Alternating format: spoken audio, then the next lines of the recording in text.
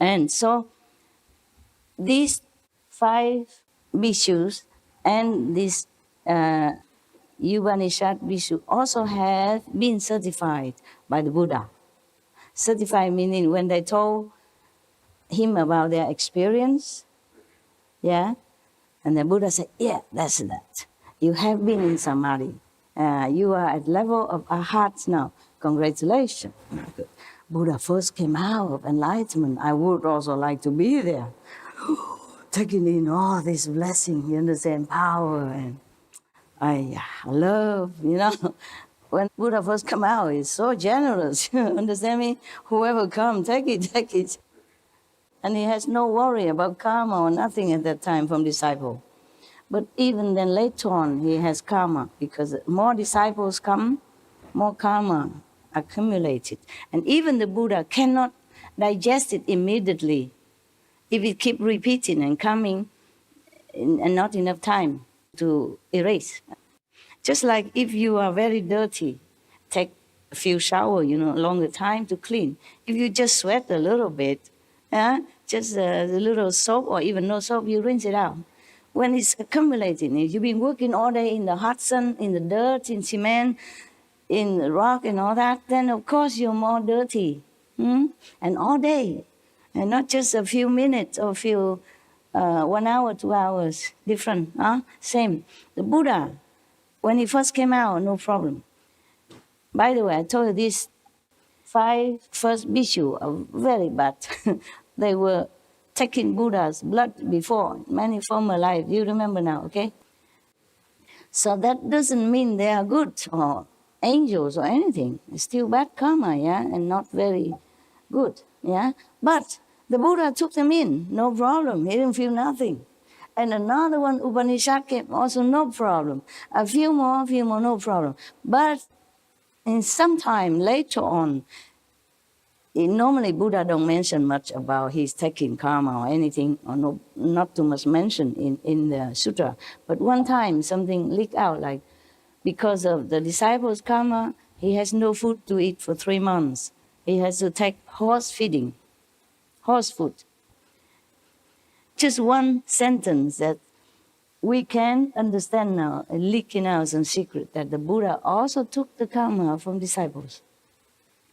And mostly also in the Bible, like Jesus, nobody mentioned that. Jesus also don't say take karma or anything. He said, come to me, you heavy laden. I will, uplift you, quicken you, But then later, in 1 or 2 sentences, they say, because of disciple karma, he has to be crucified. No need to say a lot. Then we know that it's all the time, just one time.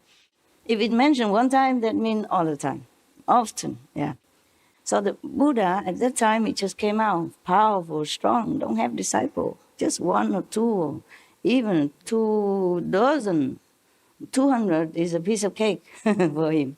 Later on, 2,000, 200,000, or maybe more. Then he crumbled, just for a little bit.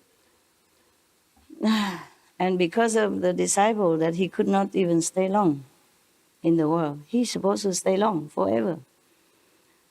But Ananda didn't answer, didn't beg him to stay, didn't say, oh, please stay. So finally, Buddha has to go. Nobody invited him to stay. Ananda was blurred and blinded by the karma of all people around him. And the Buddha's disciples' karma as well. See? It's not Ananda alone fault. It's not his fault alone. It is a magic, web that casts on him and make him oblivious to what the Buddha meant. You see, Buddha cannot obviously say to him, Ananda, I'm going to say that I will stay forever, and then you have to invite me, okay?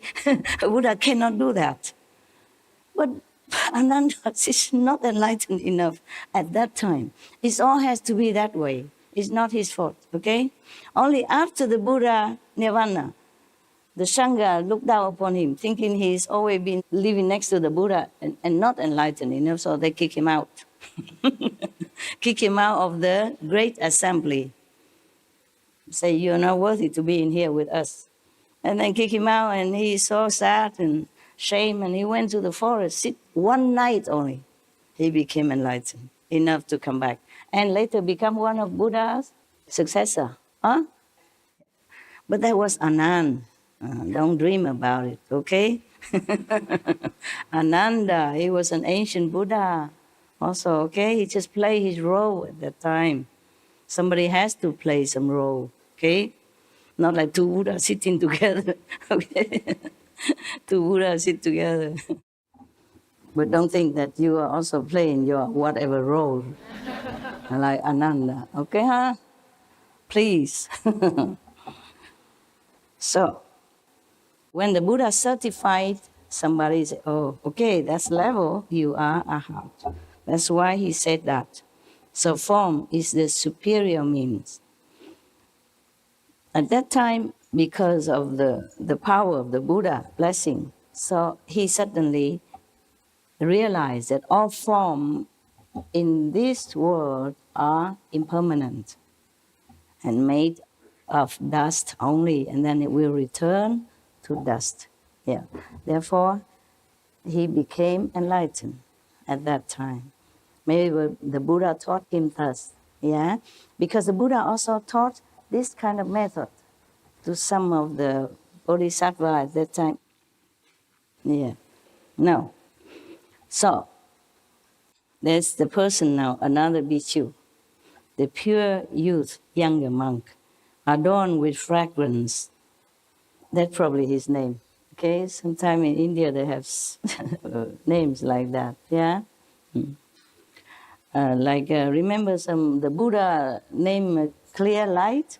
Yeah, it's just a translation of the name. Yeah, it's like my name, the Chinese is Ching Hai, translated to pure ocean. Huh? Like that.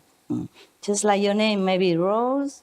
It's a flower. Yeah? Okay, so the pure youth, one of the pure monk, young, adorned with fragrance, his name, arose from his seat, bowed at the Buddha's feet.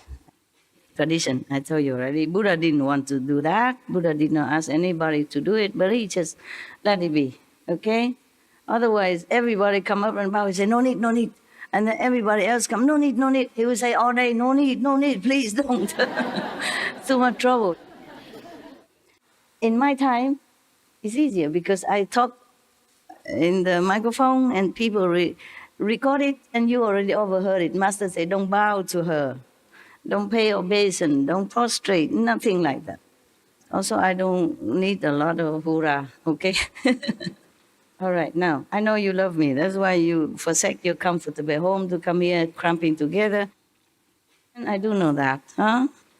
All right, you can express yourself sometimes, but not always. Okay, no need. We family, okay? If you see your mother coming from work, you clap. Or if your boss coming to work with you, you clap. Okay. But even then, I record it in recording, and we have SMT, tell people, don't need to bow to me. And still, one time, one of Vietnamese old man, comrade from Vietnam, he want to prostrate to me 3 times. He said because it's a Vietnamese tradition that when you accept by a master that you respect and believe, you must prostrate 3 times. And some also bring some gifts, tradition. But I say, no, nobody prostrate to nobody here. Don't do it. Because if you prostrate to me, I have to prostrate to you, and I'm too old now. My knees doesn't like too much trouble. So I have to tell him many times, so then he stopped. But he did not even feel very, happy about it. For him, it would have been better if he prostrate 3 times. Then his heart would feel more complete. Fulfilled. More fulfilled, yeah, more contented, yes. I know that, but I cannot let him. He just have to prostrate to the Buddha somewhere else, yeah? And prostrate, maybe he can do it at home, private, with privacy, in front of the photo, okay, nobody say anything. Why have to do in front of the assembly? And if I let him, Then everybody want to do that. Why him? Why? And then everybody come and prostrate, and then we have no time for anything. Look, if I sit here waiting for all of you, come in front of me, prostrate 3 times. Imagine when it will finish. Yeah? And waiting as well, and dusty, and no time for Surangama Sutra, no time for eating dinner, no breakfast, no cleaning the hall, no meditation, nothing, just prostrating all day long. In queue. In queue. Understand? Yes, we have respect inside, and it's fine. I know you love me. Somehow you do, yeah? At least most of you. It doesn't matter if you don't love me. I love you. That's 100%. Okay? Just like one man who was very much in love with one girl, but she's not in love with him. The story I told already before, but it's very appropriate here. So the man, he keep following, he keep like chasing her every way and giving her gifts and stuff like that. And the other friend feels sorry for him. Oh, she doesn't like you. Huh? She doesn't love you. She doesn't care about you. Why you waste your time? No. Our love is 100%. What are you talking about? The man said, who 100%? You mean she loved you 50? He said, no, I love her 100%. My love is enough to cover for both. Yeah, what logic. It's so cute. All right then. So he said to the Buddha, this adorned with fragrant adorned Bhikshu tell Buddha that I heard the thirst come one teach me to contemplate attentively all conditioned appearances. After I heard thus from the Buddha's instruction, I sat in repose in the quiet of a pure dwelling, just like you sit, in your corner at home meditation. I sit in a quiet corner of a pure dwelling. When I saw the bhikshu light sinking incense, the fragrant scent quietly entered my nostrils. I contemplated this fragrance. It did not come from the wood. It did not come from the emptiness. It did not come from the smoke. And it did not come from the fire. There was no place where it came from, and no place it went to. Because of this, my discriminating mind was dispelled, and I attained the absence of outflows. The thirst come one certified me and called me adorned with fragrance, according to his experience. Defiling scent suddenly vanished, and wonderful fragrance was both secret and all-pervasive. Again, it was through the adornment of fragrance that I became an arhat. So, the fragrance awakened him. But this is different. It's not like you sit here, I put an incense next to your nose, and you became an arhat. I wish I could. Then I would buy all the incense in the whole world and put a bunch in front of your nose. Then we are done with, and I don't have to come here. Yeah? And I will go buy incense and put on everybody's nose I can outside in the world. Then we all enlightened. So, is that easy? In this time of Dharma ending age, even, all brainwashed. Okay. That is after he met the Buddha. One of the first disciples here. Buddha is still strong, young, full of power, newly enlightened. Of course, he's newly enlightened, meaning he newly reclaimed his position as a Buddha. Otherwise, he has been Buddha long before we even know what the name of the tree. I even know this word, nothing. long before this universe or this earth has been even formed. Eons already. So now, when Buddha talked to him, instructed him to contemplate on the conditioned appearances, just any appearance. You know, the Buddha taught him different method. At that time, and in any time, I'm telling you, most masters don't teach you immediately the Kuan Yin method. Have to first purify you, like Milarepa. His master make him work and work and work from one house to another, saying there, not good enough, make another one over there. And then over there, no good, take it, make it over there. You understand what I'm saying? Yeah. Also same it with many Indian master before. They teach you something else first. So like that. So the Buddha taught this bhikkhu when he first came. When he first came, he wasn't even monk, yeah? Maybe just the lay people and who want to follow him. Then they became monk later on. Because if they want to stay with the Buddha, they have to take care of themselves, you know? They cannot just rely on the Buddha to go shopping, go for shopping for them or cooking for them, yeah? Or make money, buy food for them. No, cannot, huh? Okay. So after he heard this, the Buddha tell him to concentrate, you know, in meditation and conditioned form. Conditioned form means it will be born and then it will die. Just like our life is conditioned like that. Sometimes some teacher, or maybe Buddha at that time also teach you to contemplate on the light. Yeah, one light, like the flame of the candle.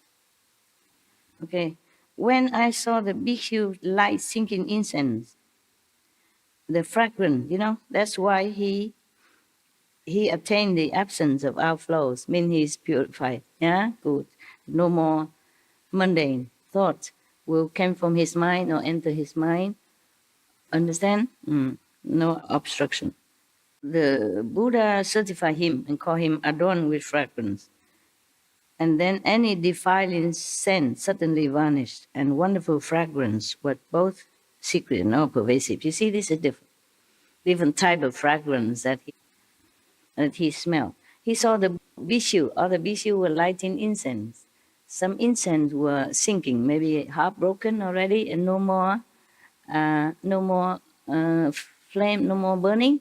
So some bhikkhu, some monks, take turn, probably on duty. They come and light this incense again. Sinking means no more. You see, the incense was like falling down, the ash falling, no more burning. So some bhikkhu lighting it. And then at that time, he happened to be nearby. And he saw it and then he smelled the incense. But it was both secret and all pervasive, meaning he saw it outside, he smelled it from his nose, but then he can feel the whole universe, the whole earth was filled with the fragrance. That's why it's all pervasive. Yes. And then he attained Arhat, fine. So the Buddha asked about perfect penetration. As I have been certified to it, the adornment of fragrance is the superior mean. For him, it's a superior means. Okay? For him, of course.